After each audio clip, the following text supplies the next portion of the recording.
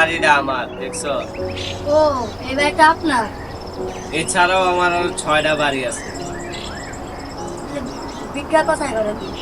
আমি গুলশান বনানীতে বিক্রি করি। ওই জায়গা আবার কি মনে কর, যে এই যে রাস্তা দিয়ে যাইতেছে অনেক বড় লোক কোটিপতি আছে, ওরা 1,000 টাকা করে ভিক্ষা দিয়ে যায় না। আর ঈদ মিদ হলে তো কোনো কথাই নেই, 60-70 হাজার দিনে কামান যায়। আর মনে কর মাসে তো 2-3 লাখ কোনো বিষয়ই না। বাহ। ও বস, আমাকে বলেছেন ভিক্ষা করতে নিয়ে যান। না না, তুই এখনো প্রফেশনাল ভিক্ষুক আছে। তুই আপাতত পল্লী বিদ্যুতে ভিক্ষা কর, পরে তো কাজ করতে দিস। ও, আপনার জন্য তো আমরা এখনো বেঁচে আছি। আপনি না আসলে তো আমরা কবে না খেয়ে মরতাম।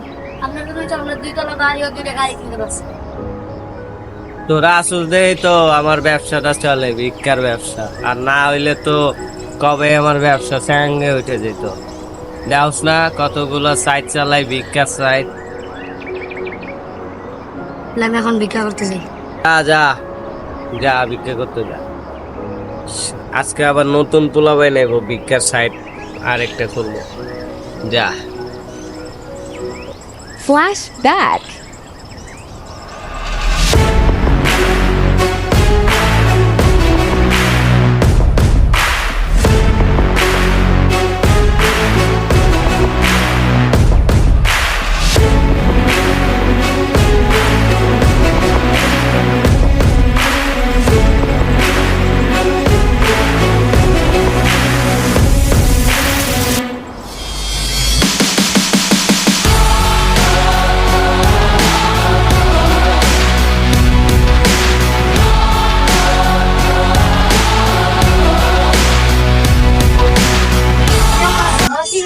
ভালো আলোচনা করতেছ।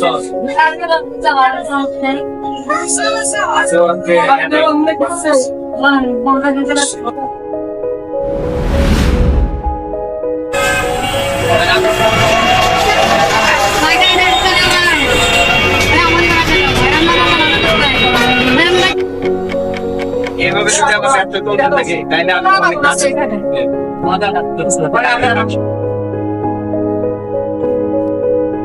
After 2 years.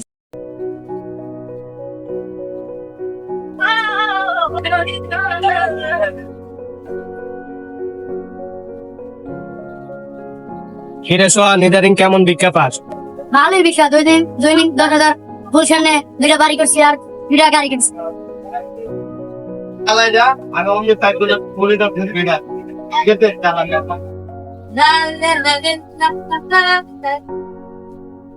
কি ছিলাম আর কি হয়ে গেলাম, ছিলাম ভিখারি, হয়ে গেছি কোটিপতি।